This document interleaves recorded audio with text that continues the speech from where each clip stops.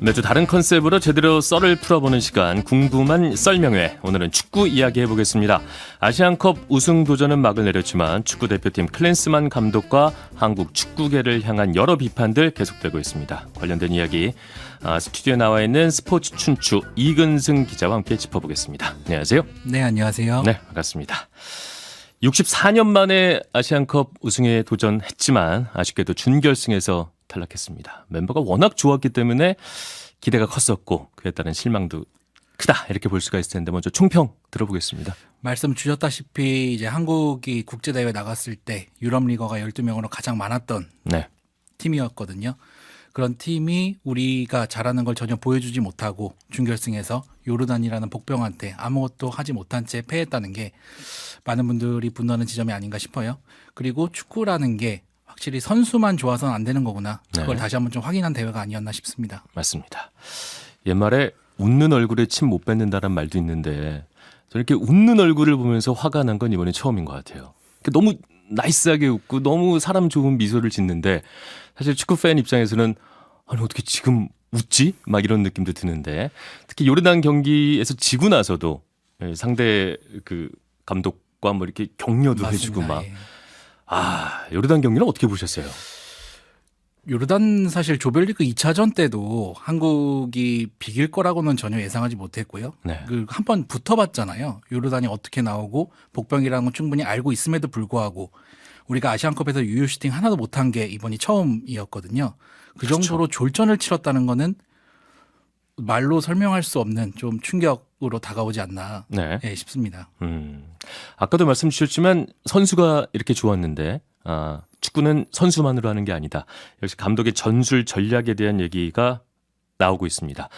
경기를 봤을 때 어떤 면에서 가장 전술적으로 문제가 있었다고 판단을 하시는지요? 우선 선발 명단부터 좀 잘못됐다고 보는 게 네. 요르단전 전에 우리가 2경기 연속 120분 혈투를 치렀잖아요. 그렇죠. 그럼에도 불구하고 우리가 휴식일이 2일밖에 안 됐음에도 불구하고 로테이션 없이 그대로 선발 명단을 가져갔어요. 네. 요르단이 우리보다 한 발 더 뛰는 팀이라는 걸 알고 있음에도 불구하고 그런 선택을 했다면은 뭔가 뭐 전방에서 뭐 전략 전술이 있었던가 해야 되는데 앞서 말씀드렸지만 유효 슈팅 하나도 없는 결과를 네. 마주했잖아요. 그리고 많은 분들이 그 김민재가 빠진 부분을 지적을 해주시는데 한국이 1년 2개월 전 있었던 2022 카타르 월드컵에서는 그 조별리그 3차전 포르투갈전이었죠. 김민재가 부상으로 빠졌음에도 불구하고 한국이 그 대회에서 첫 승을 올리고 16강 진출을 확정했었습니다. 그렇죠. 저는 그게 벤치의 능력이라고 보거든요. 이번 경기 같은 경우는 정말 벤치의 무능함이 드러난 경기였다. 이렇게 정리할 수 있을 것 같습니다. 네. 이번 멤버를 봤을 때 물론 4강전에서 김민재 선수가 빠지긴 했지만 우리가 월드컵 4강을 일궈냈었던 2002년 멤버와 비교했을 때 어떻다고 보시나요? 2002년 멤버 같은 경우는 그 당시에 이제 봤을 때 네. 뭐 안정환 선수가 페루지아에서 뛰고 있고 설기현 선수가 이제 벨기에에서 뛰고 있고 했었는데 유럽 리거라는 개념 자체가 대단히 생소했던 그렇죠. 시대잖아요. 그러다 보니까 우리가 많은 합숙을 통해서 훈련을 진행하고 좀 특이 케이스예요. 오래 준비해서 막 1년 지옥 6개월간 훈련하고 뭐 그죠? 지옥 훈련하고 네. 그럴 시간이 있었던 팀이어서 네. 그 개개인의 능력을 봤을 때는 지금 유럽에서 뛰는 선수들 특히나 손흥민이나 이강인, 김민재 같은 선수들은 빅리그 빅클럽에서 주전으로 맹활약하고 있는 선수들이잖아요. 파리 생제르맹하고 바이에른 이게 상상이나 못했던 멤버들이잖아요. 사실 그죠. 예전 기준으로 봤을 때는. 2002년 4강 갔을 때도 박지성이 맨체스터 유나이티드 간다고 했을 때 아무도 안 믿었었잖아요. 에이, 설마 막 이랬는데. 개개인 능력만 봤을 때는 지금 선수들의 기량이 저는 부족함이 없다고 봅니다. 예. 최고의 멤버였다 이렇게 볼 수 있는 거죠. 최고의 멤버였다 볼 수 있죠. 알겠습니다. 자꾸 이렇게 화가 나는데 근데 이 경기를 보다 보면 뭐랄까요 공수간격이 많이 벌어지면서 중원에서 뭔가 문제가 발생한다는 느낌을 계속 받았어요. 그래서 보면 이제 손흥민 선수도 위쪽에 있다가 자꾸 이렇게 미드필더로 내려와서 좀 풀어가려고 하는 모습도 보였는데 미드필더 쪽의 전술 전략에는 좀 어떤 문제가 있었을까요? 우선 선수들이 지쳐가지고 뛰질 못했다는 걸 그거는 그냥 화면만 그쵸. 봐도 다 볼 수 있었잖아요. 그러다 보니까 선수들이 계속해서 움직여야지 공간이 생기는데 전혀 움직이지 못하는 상태였고 그러면서 공수간격은 계속 벌어지고 뒤에서 수비가 담해주는데 그게 안 되니까 또 빌드업도 안 되다 보니까 손흥민 선수가 내려와서 직접 볼 처리를 하는 일이 늘어났고 네. 그런 게 이제 과중화되면서 손흥민 선수가 오히려 힘을 써야 될 전방에서는 전혀 힘을 쓰지 못하고 그렇죠. 수비에서는 실수가 일어나고 이렇게 2실점을 해서 대회를 마무리하지 않았나 싶습니다. 그럼 그렇게 말씀하시는 건 앞서 저희가 이제 연장전까지 우리가 가기도 했고 그래서 많이 지쳐 있었다면 감독이라면 당연히 플랜 B도 있어야 될 것이고 그랬을 때 선수를 어떻게 잘 바꿔줄 것인가에 대한 고민이 있어야 되는데 그게 많이 부재했다는 거를 지적하시는 거군요. 대안이 없다면 모르겠습니다만 네, 없지 않다. 우리가 그 박용호 선수가 사실 이번 대회에 대단히 퍼포먼스가 좋지 않았고 자신감이 많이 떨어졌다는 거를 화면으로만 봐도 알 수 있었었거든요. 네. 근데 그 대안이 없었냐 하면 아닙니다. 그 K리그 1에서 베스트 수비형 미드필더를 뽑혔던 이수민 선수가 있었고요. 그리고 박진섭 선수 같은 경우에는 수비형 미드필더에서 중앙 수비수로 포지션을 바꿔서 베스트 11에 들었던 선수입니다. 네. 그렇게 능력 좋은 선수들이 있음에도 불구하고 그 선수를 쓰지 않았다는 거. 그리고 요르단전이 끝나고 김진수 선수가 직접 인터뷰했습니다만 김진수 선수 몸 상태 이상 없었거든요. 네. 그럼에도 불구하고 풀타임을 소화했던 설영우나 김태환을 계속해서 고집했다는 거. 그 선수들이 잘하는 선수인 맞습니다만 세상 어떤 선수도 이틀 쉬고 120분 연속 혈투 치료라 그러면 뛰질 못하거든요. 저희 접근이 좀 유치할 수도 있겠지만 결과가 이렇게 나오고 나니 그러니까 좀 K리그 좀 보고 다니지. 그거 좀 봤으면 이럴 때 누구를 넣을지 감독이 좀 더 면밀하게 파악할 수 있지 않았을까 이런 생각도 하게 돼요. 이 계속해서 지금 비판의 화살이 좀 클린스만 감독을 향하고 있는데 네. 저는 사실 그 좀 생각이 조금 다른 부분은 뭐냐면 뭔가요? 클린스만 감독이 과거에 이제 독일 대표팀이랑 미국 대표팀 맡았었고 프로팀은 바이에른 뮌헨이랑 헤르타 베를린을 맡았습니다. 근데 그 당시 감독을 했을 때도 지금과 똑같은 문제들이 있었어요. 그리고 클린스만 감독을 선임하기 전에도 일반 축구 팬들도 조금만 검색해보면 나오는 다 문제들이었거든요. 네. 그 문제들이 그대로 일어나고 있단 말이에요. 예를 들면 뭐 재택근무 같은 경우도 조국인 독일 감독을 할 때도 미국에 가 있고. 미국에 넘어간다고 베켄바우나 이런 슈퍼스타들이 그만 좀 비판을. 가라고 아. 독일에서 월드컵이 하는데 미국에서 월드컵 하는 거냐 이런 비판을 했었었거든요. 그런 문제들이 있었고 미국에서는 또 어떤 문제가 있었냐. 네. K리그 아까 말씀을 주셨었잖아요. 미국에 있었을 때는 자국 그러니까 메이저리그 사커에서 뛰는 선수들을 약간 너무 등한시하고 유럽에서 벤치에 있더라도 그런 선수들을 주전을만 하다 보니까 미국 네. 축구협회와 갈등이 대단히 많았었습니다. 아, 비슷하군요, 우리와. 그러니까 그런 문제들을 전혀 모르고 뽑았을 때 만약에 과거에는 안 그랬는데 한국에서만 그런 거라면은 네. 클린스만 감독에 대한 비판이나 비난들이 좀 이해가 될 것 같은데 네. 우리가 원래 그런 사람인 걸 알고도 대한축구협회가 뽑은 거잖아요. 그럼 네. 가장 큰 책임은 대한축구협회에 있다고 봅니다. 클린스만은 원래 그런 사람이고. 클린스만은 원래 그런 사람이고 원래 그런 사람을 뽑은 사람이 문제 아니냐 지금 이 말씀을 해주시는 거잖아요. 사실 클린스만 입장에서 생각을 해보면은 네. 억울할 수도 그- 있겠네요. 니들이 몰랐던 것도 아닌데 왜 그래? 그죠. 헤르타 베를린에 있었을 때 이분이 또 대단히 좀 이해하기 힘든 게 네. 헤르타 베를린 지붕을 잡은 지 76일 만에 사인 발표를 하는데 그거를 구단하고 전혀 상의도 없이 개인 페이스북 라이브에서 네. 발표를 해버립니다. 나 감독 그만두겠다. 그리고 그냥 날아갔던 사람이에요. 그 정도 되면은 유럽에서는 더 이상 감독을 못하는 거거든요. 네. 그런 사람한테 우리가 벤투보다 높은 연봉을 제시하고 대한민국 감독 맡아줘. 북중미 월드컵까지 우리가 지원해줄게라고 손을 내밀었던 게 대한축구협회라는 게 너무 화가 나는 거죠.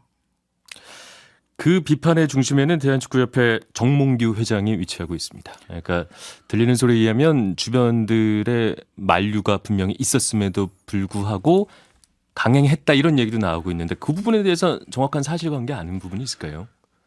제가 알고 있기로는 네, 알고 있기는 주변에서 모두가 만류했다고. 모두가 왜냐하면은 네. 그 클린스만 감독 같은 경우에는 그 당시 이제 벤투 감독이 물러나고 재계약 안 하기로 했잖아요. 네. 그 후에 그 감독 후보군에 없던 사람이에요. 클린스만 감독은 2018년 러시아 월드컵 이후에 네. 그 당시에 감독 후보군에 있었던 사람이지 2022년 그 월드컵 이후에는 감독 후보군에 없었던 사람이거든요. 네. 그런데 뜬금없이 클린스만이라는 사람을 낙점을 해버립니다.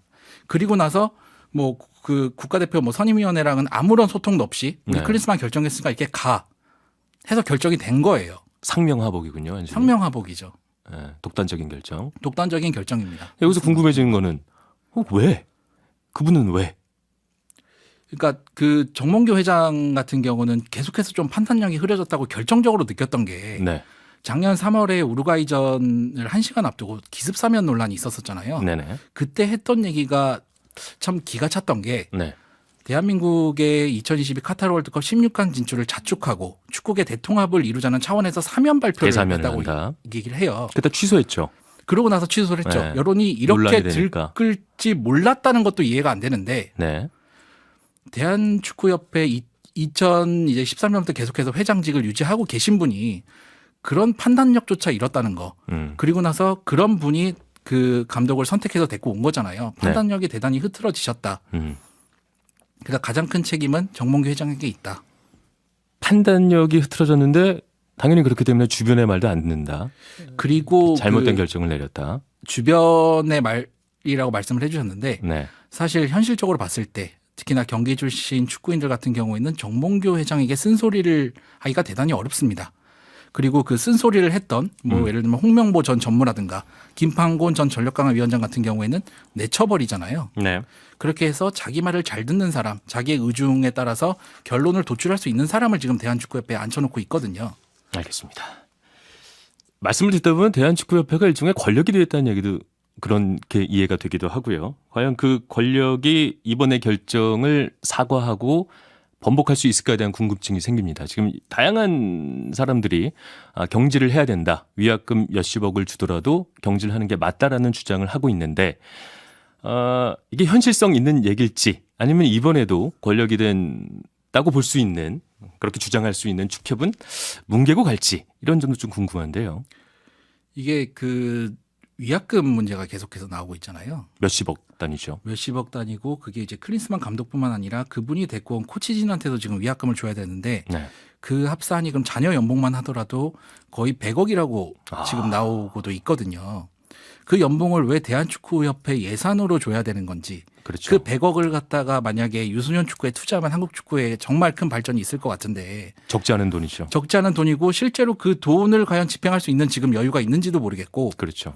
그리고 지금 제가 이제 취재를 해봤을 때 대한축구협회에서 지금 살짝 움직임이 누군가는 책임을 져야 되잖아요. 네. 그래서 지금 허수아비를 썼던 국가대표 그 전력강화위원장이었던 마이클 밀러를 지금 내치려는 움직임이 조금 보이거든요. 꼬리자락인가요? 꼬리자르기죠. 그러고 나서 이제 뭐 3월에 우리가 또 월드컵 예선 있잖아요. 태국하고 2연전이 남았으니까 네. 지금은 시간이 없으니까 클린스만 뭐 4강 저번 대회보다 못한 거 아니지 않냐. 클린스만하고 생각을 좀 공유하고 있지 않나. 저는 그대로 갈 거라고 봅니다. 아무리 이렇게 비판 여론이 높아져도 감독을 바꾸진 않을 것이다라고 추측하시는 거군요. 결정적으로 그 선임위원회에서 아무리 클린스만을 경질해야 된다고 해도 최종 결정권을 갖고 있는 사람이 정몽규 회장입니다. 근데 여론의 압박이 어느 시절보다 지금 강한데 이것도 견뎌낼 수 있는 건가요? 그분이 그거를 판단할 수 있는 능력을 가졌다면 사면 논란도 없었을 거고 야, 사면 논란도 없었을 거고 그분 클린스만 기분 나쁠 것 감독도 같은데. 선임하지 않았을 거라고 저는 봅니다. 그분 상당히 불쾌할 것 같은데 이렇게까지 말씀하시면. 근데 이 정도로 지금 비판 여론이 강하다는 얘기인 거잖아요. 강함에도 불구하고 방법이 네. 없을 것이다. 예. 이거 어떻게 해야 됩니까? 그러면 이건 그냥 어쩔 수 없는 겁니까? 참 정몽규 회장을 네. 계속 좀 주목을 해주셨으면 좋겠어요. 그러게요. 그분이 모든 결정권을 갖고 있기 때문에 협회 내부에서도 지금 여론을 다 알고 있잖아요. 여론을 알고 있음에도 불구하고 정몽규 회장이 안 돼, 그냥 가야 돼 하면 가야 되는 지금 현 상황입니다. 그게 누굴지 모르겠지만 그분의 마음을 좀 움직일 수 있는 힘이 있는 분이라면 좀 나서주길 바라는 그거밖에 없겠네요. 지금 말씀 들어보니까. 사실 뭐 이번 사태에서 한 가지 좀 아쉬운 게 있다면은 네. 대한민국 축구의 실권은 사실 경기인 출신 축구인들이 잡고 있거든요. 네. 사실 저 같은 기자나 아니면 해설위원들이 하는 말에는 힘의 좀 한계가 뚜렷합니다.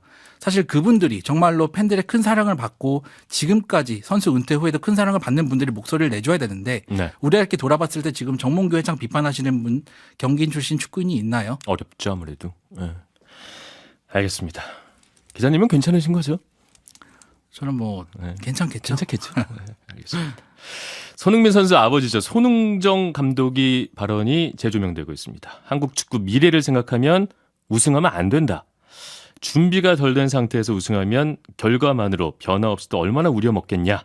한국 축구가 병들까 봐 걱정된다. 이런 말을 했는데 저도 사실 4강까지 올라가는 경기를 보면서 아슬아슬하게 하지만 드라마틱하게 막 이겼잖아요. 우리가. 그래서 좋으면서도 와 이거 혹여나 우리가 우승을 하면 월드컵까지 가겠네. 그때 어떡하지라는 생각이 들었는데 어떻게 보면 비슷한 말씀을 하신 것 같아요. 이 의견에는 동의를 하시나요? 너무나도 동의하고 그리고 사실 손흥정 감독 같은 경우는 한국 축구가 병들어가고 있다고 했는데 네. 한국 축구는 원래 늘 병들어 있었습니다. 예.